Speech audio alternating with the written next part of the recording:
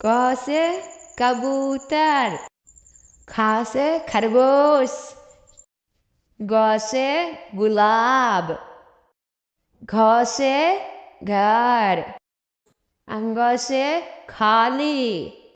च से चरखा, छ से छाता, ज से जग, झ से झंडा, तिया खाली,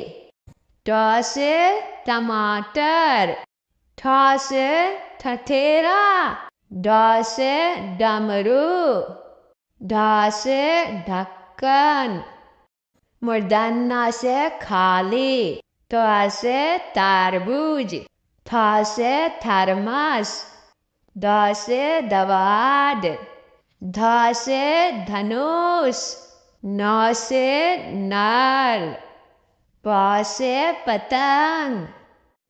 फ से फल, ब से बकरी, भ से भालू, म से मछली, य से यज्ञ,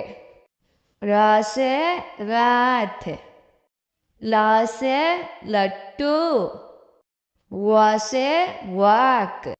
स से सलगम, स से षटकोण, स से सपेरा,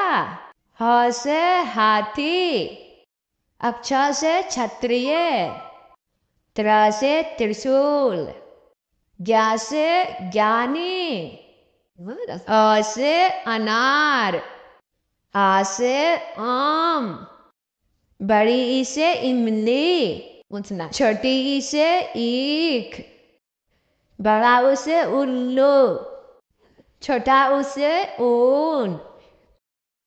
री से ऋषि, ए से एड़ी, ऐ से ऐनक, औ से उखली, औ से औरत, अंग से अंगूर, आहा खाली।